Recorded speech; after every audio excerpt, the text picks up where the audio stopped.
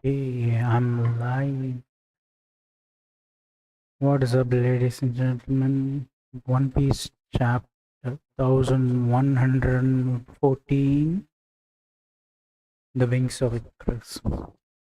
In this chapter, we have the cover post story where we continue to see Yamato's journey across Wano. So previously, when Kinemon gave Yamato a piece of letter, I assumed it was gonna be strictly to deliver it to his wife and nothing more. But here we get into a few more specific.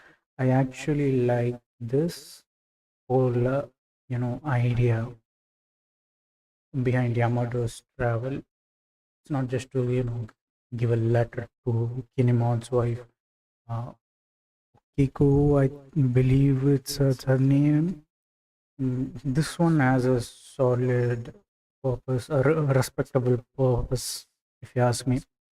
So, when a samurai dies, it is tradition for his blade to be, sort of buried next to, as we saw in case of Shishui being buried next to Ryuma. So, Lord Yasuo, who died, Orochi killed him, right? So Yamato is tasked to bring his sword back to the Enma shrine. The Enma shrine is where Zoro and Hiyori they spent the time together. Like remember when they after Yasuo's death, both of them spent the time few moments there. Um, so that's where Yamato is heading out. But instead of going clockwise directly to the Enma shrine, he's gonna go anti-clockwise to circle around the entire region of Wano. The region I think we didn't get to see is Kiwi, right? So I hope to see more of Yamato's adventures there. I hope she also manages to get a team of scabbards, just like how Oren did, and they, get to play a pivotal role somewhere down the line. Anyhow, I kind of like this cover story. What I think would be great is Yamato running into King and Queen and other remnants of the Kaido pirates, the 100 Beast pirates, and sort of, turning their life around, becoming their leader, which seems much more natural because given that Yamato is actually Kaido's daughter, son, or both. I'm not sure, but that we are not clear about that yet, right? Okay, the title of the chapter, "The Wings of Icarus." I'm pretty sure a lot of you know about Icarus, based on the Greek mythology. With Icarus and his dad, both of them are, imprisoned in a tower, and there is ocean on the one side and a minotaur on the other side of the tower. So if they have to escape their prison, the only medium for them to do so is through flight. And Icarus's dad, being a brilliant scientist and inventor, invents a pair of wax wings, and using those wings, they tend to escape. But Icarus won't not go too near the sun because the wings will melt away. But Icarus is reluctant to listen to this. He's too drawn to the beauty of the sun, flies towards the sun, and eventually his wings melt and he falls to his doom. So that's the background of the title. So we continue where we left off previously. So we get a reaction of marine food on the whole crisis with the world, flooding, and we see a bunch of marines. We see Hina, we see that handbag guy, and this generic pirate looking marine, and we see Sakazuki, Sakazuki, Sakazuki guy, no, and his expression. Um, see, here's my view on this. Sakazuki is the fleet admiral, and he's constantly, being bombarded with more and more information of how shitty the world government actually is. And I'm wondering, will there be a moment where he snaps against them? Probably not, because I think Sakazuki might consider it have more of a green bull mentality, but not being as vocal about it.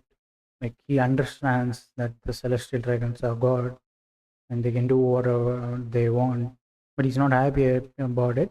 But it is what it is. It is how the world functions, and disturbing that order is not something he would do. After that, we go to Mocktown, the town the Straws visit before Jaya, and as usual, they're making fun of Vegapunk because it is something that is beyond their scope of reality. So, and the Dendenbushi has the Don Quixote family. So, a lot of people don't know this, but Don Quixote, Doflamingo, was the one who was controlling Mocktown with the help of Bellamy. And he was also the one who was controlling the slave auction house at Sabodi, where Luffy punched the St. Charles. So Dolphy's empire was quite, substantial, especially in the Grand Line, the paradise part of it. We go to Water Sun, and see, this is not big news for the people in Water 7, because they were already adapting to the reality where their island is gonna sink. The shocking part to them is the fact that the world was also need to adapt to this. Arguably, my favorite part of this chapter is when we cut to Impel Down.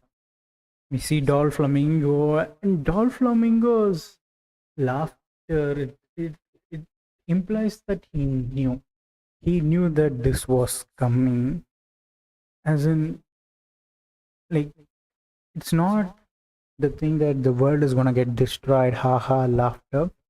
It's it's more like, I know this was gonna happen, but I didn't expect it's gonna be exposed globally like this. And with Doflamingo, we see Magellan, and Magellan sadly has been demoted to a vice warden after Blackbeard, invaded Impel Down 2 years ago. And previously, when we saw Magellan, Doflamingo sharing a piece of newspaper, uh, we didn't have them talking with each other in this friendly manner. Friendly is, bit of a stretch. We didn't have the dialogue between them. It was Doflamingo talking and Magellan not paying any heed to it. But this time, Magellan has quite a conversation with them, and it is revealed that even Impel Down is affected from the increase in the area of sea level by 1 meter. And what crucial information Dolphin gives is that it takes only 5 more meters for the sea level to rise to completely submerge 90% or majority of the islands in the One Piece world. So this is crucial, right? Because just 6 more times of Immu, you know, getting pissed at an island, 6 more island erased, and the world is gone. And what's very interesting is what Dol say. We could always go somewhere high up. I think he's implying to the red line, to the homes of the celestial dragon, to marriage joys. And that's the end of Flamingo there. And we go to Fishman Island. Fishman Island is honestly not going to be affected in any way or form because A, they have the Ark Noah, B, they're fishermen, right?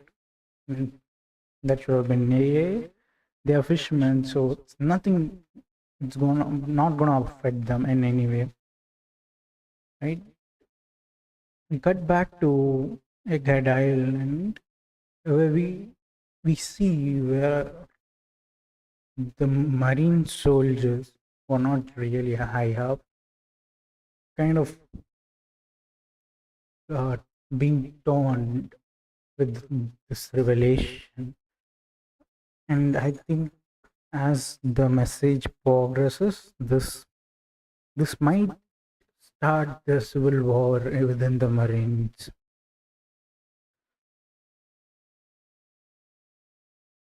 So the Gorosei's expressions are priceless. Each one of them is losing their shit. They're trying to destroy every life signal that is there in the vicinity of the labosphere.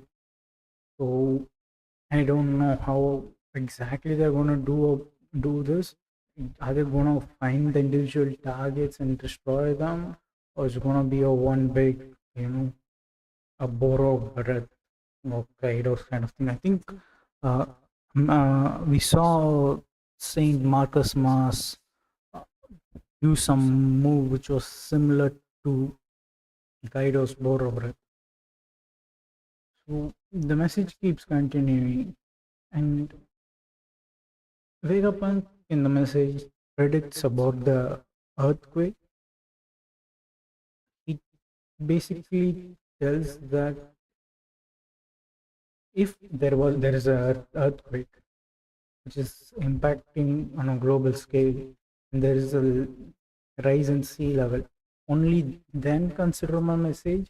Otherwise, you can discard it. It's as if Vegapunk is working on a hypothesis, like if, and he's not sure, like whatever he found out, he's not convinced that it is completely true. It might be because then whatever he found out, deciphering the poneglyphs is something that could literally shake the world. So he's sort of hesitant to say things like this is for sure, this is how this is going to happen. So he raises this question when if there is an earthquake, then you can consider my message. So we get a scene where we see Smoothie and from the Big Mom Pirates, and that's like a small panel. I'm really curious to see what happened to the Big Mom Pirates. Big Mom Pirates are a powerhouse. So are the former Kaido Pirates. But the Kaido Pirates, I think, are pretty much captured in Udon. But the majority of the Big Mom Pirates, their first division commander, Katakuri, Smoothie, the major heavy eaters are still alive there. There is an empire desperately waiting for a leader. And I think That leader is most probably Katakuri, and he has tremendous amount of respect towards Luffy, so they might become potential allies. Not sure. I think I would love to see a arc, not an arc, maybe at least a cover story where the Big Mom pirates try and attempt to save Smoothie. I mean, not Smoothie, Pudding from the Blackbeard pirates. We see Tarzan from Long Ring Long Island, one of my favorite characters, one of my favorite arcs. I really like that arc. And those guys, they adapted. You had the long animals, and Tarzan was already practicing walking on sticks, so he's good, right? It doesn't matter if there is a flood, if the sea levels goes up by 20-30 meters, he's good. He's gonna just walk to the stills. We see a panel of our Kiji all bandaged up after the fight that guard. It shows just how powerful of a monster Garp was to see a admiral being wrapped up in bandages. So Saturn basically loses his mind when he was fighting with the Straw Hats, and the message continues to play on. We have this very beautiful panel in page 8 where we have Lilith blasting uh, Saturn continuously on with a gun, with boom, boom, boom, boom. And Nami bring down lightning. Usopp is tumbling over for some reason. Brook is launching an attack. Chopper is being stabbed by one of Saturn's leg at guard point. Chopper is holding on. He's not letting out a scream. He's holding the scream in. At the same time, he's holding guard point. So, yeah, Chopper, good job, man. This is a Gorosei, and you're tanking his claw, which are laced with poison. So great. And Saturn just storms over Chopper. I really hope Chopper is okay after this. And chat and just discards those straw hats and moves on into the Labos where we see for the first time the mother flame. And the mother flame is encapsulated between inside a chamber. It looks really badass. I mean, Oda has proved himself that he can draw a variety of things. He's very versatile. He can draw, something like Wano, where the style is completely based on ancient Japan, and something like this Labosphere, this chamber. It looks so futuristic, and the details are amazing. If you had showed me this panel, yeah, like 10 years ago, told me that this is part of One Piece, I wouldn't have believed you because it looks so good and it looks like it's from a proper sci-fi manga. So I don't understand Saturn. He calls himself a man of science, but the thing that he does seeing the mother flames is that hit it with his stick, hit it with his staff, and it's sort of puzzling. And the mother flame, it looks like fire submerged in water, and it just says A and Mu. So Imu sometimes refers to himself as Mu. So I don't know if there is any sort of connection there, but I've been told that and is pronounced more like a t. So it's gonna be a mu. at Mu in Japanese, and S108. And 108 is a taboo number uh, in One Piece, and it is quite frequently used in Hinduism and Buddhism. In One Piece, it is taboo in the sense of it's more of a demonic number. You see Zoro's attack 108 pound Phoenix cannon. I used it for the first time in Skypia long range attacker. Like this plus slashes that he sends flying. So something to look at it. And the Goros are still linked. So yeah, their psyches are still linked. It's like they're operating. One mind is operating. I'm pretty sure that they have one brain. I'm not sure how that theory will pan out. And we have this small tease of the Iron Giant who's walking towards Luffy. And at this point, I'm not, you know, getting my hopes high about it. Oda will tell me about the Iron Giant when he will tell me. So I'm just gonna leave it at that.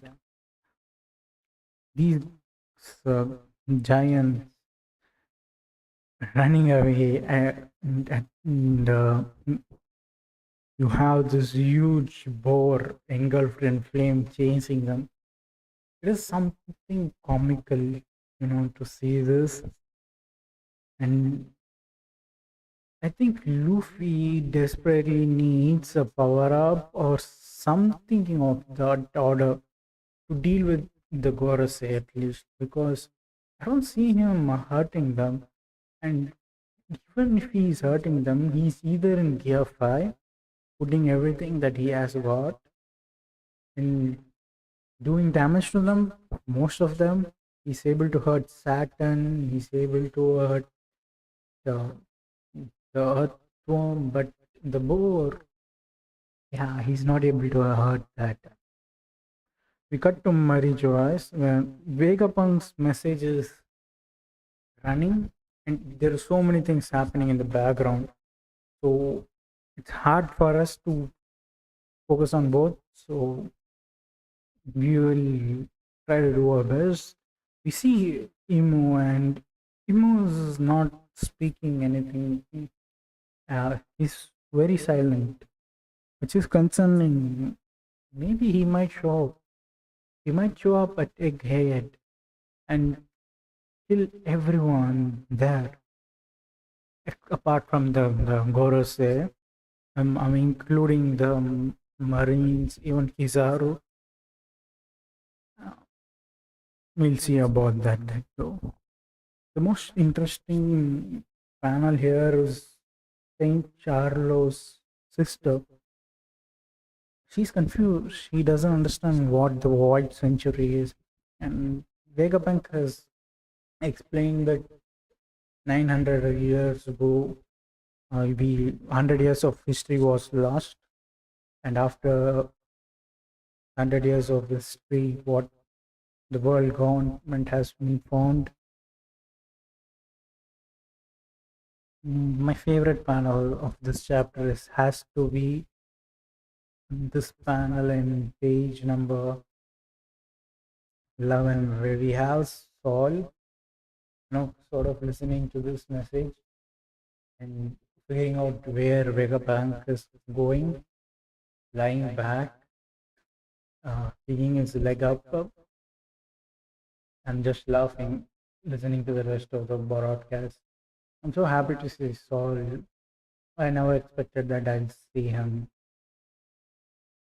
So this is a bit of a copium for us Garp fans, because the guy who supposedly finished off Jaguar D Soul was Aokiji, and Garp was pierced by Aokiji's eyes in the same location where he got stabbed. And the narrator tells us that Garp is missing in action. I just hope that Garp just jumped into the sea, you know, and is swimming towards marine base or something like that. I'm just hoping so. And we get to see Choo Choo all the way back from Orange Town, the town where we first encountered Buggy the Town. Yeah, the dog has a statue now. He's wearing a straw hat and he owns a pet food store. So he's doing well. He's doing really well. We have the mayor of Orange Town talking to his granddaughter. She's sort of confused because the narrative of the world government on what happened during the white century or what happened during the 800 years ago is kind of conflicting with the message of yoga Vegapunk. I really want to know what exactly the government's agenda is. What did they say, people, about the white century? I mean, there must have been a lot of questions, right? Like, what happened in the 100 years? Like, yeah, any questions asked is met with a bullet, but still, they must have some sort of narrative to fill the heads of the people, right? I'm curious, what does the textbook say? So, Vegapunk basically has an Einstein moment where he regrets creating the mother flame. He thought creating the mother flame would lead it to be used as an energy source to save humanity, just like how Einstein, when he pioneered nuclear power, thought it would be useful for as an energy source to power humanity. Instead, it was used as an instrument of war. So the parallels between Einstein and Vegapunk continues. So Vegapunk basically tells that he found out too much. He found out too much. He flew too close to the sun, just like Icarus, and he's gonna get burned. So this is where the shocking revelations are made.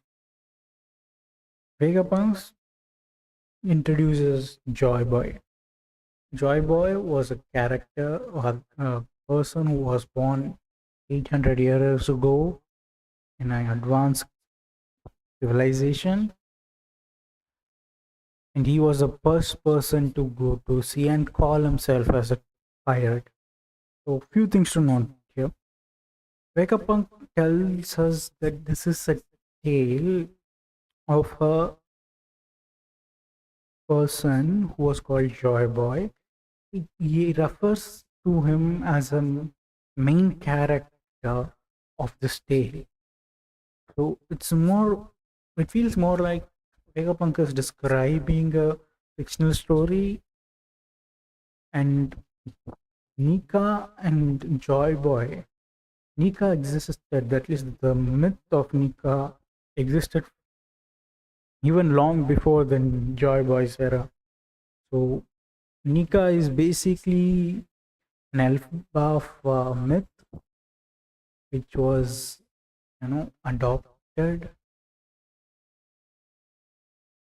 basically like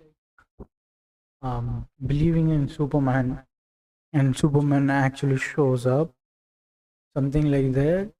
Superman is fictional, and tomorrow you get saved by a man who's wearing this underwear put on his pants. So it's something like that. That's what I believe. And the official translation also sort of implies that it's a main character. This is a tale about our main character who was born 800 years ago. That's how it starts. And he was the first person who got who got to use the term pirate, I think.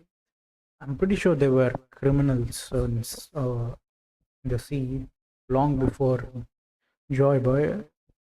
But he might have been the first person to, adopt the name Kaizoko. And the sacrificial moment that I saw in this chapter, which almost made me tear up, is Edison. We saw Edison jump from the labosphere in the previous chapter. So he landed down to that factory which was making the island clouds, and he tweaked it so that it can be further extended, and the ship can directly jump into the water. So this was a brilliant plan. I didn't know this was a possibility. We were relying on the Vega Force 1, then the Iron Giant to pick up the Sunny and throw it into the water. But Edison, and we get this panel of Edison, no, half destroyed, and just sitting there hopelessly. You better not get caught by the world government.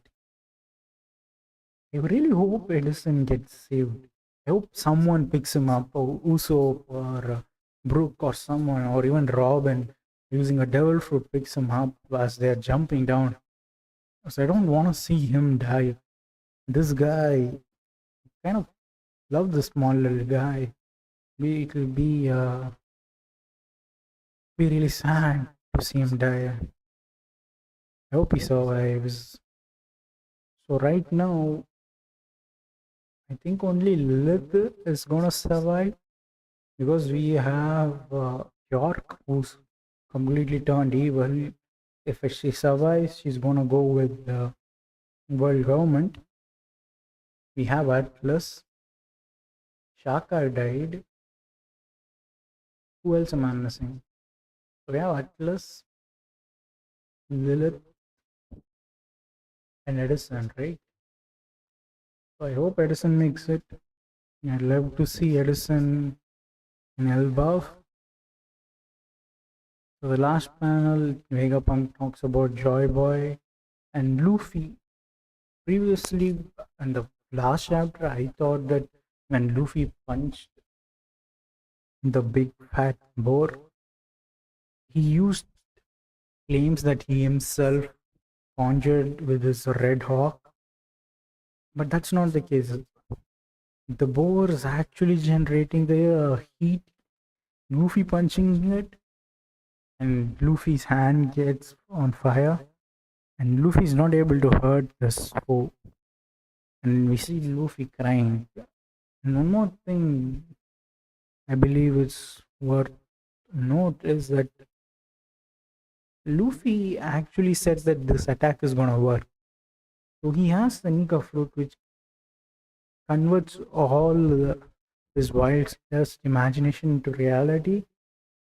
So why didn't this attack work?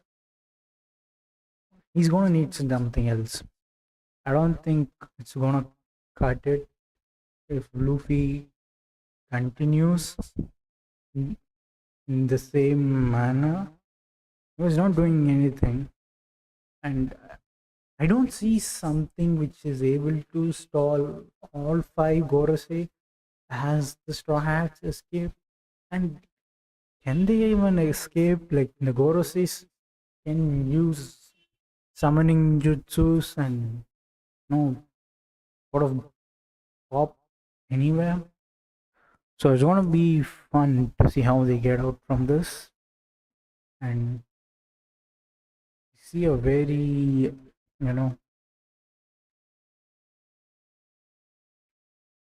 there are moments in One Piece where Oda just draws the character completely, makes the background white and few specks of dark, you know, particles of some sort to give a dramatic effect.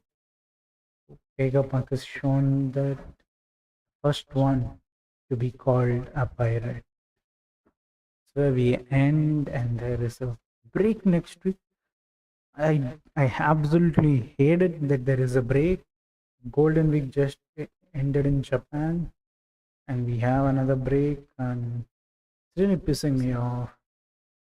It's been so many breaks. Oda took a 1 month break. Golden Week happened. Then again, this break. I think Shonen Jump goes on a break soon. So we have very few One Piece chapters. If you watch till here, I'm extremely grateful. And I do these reviews to improve my English. And it means the world that you watched till here. I'll see you on the next video.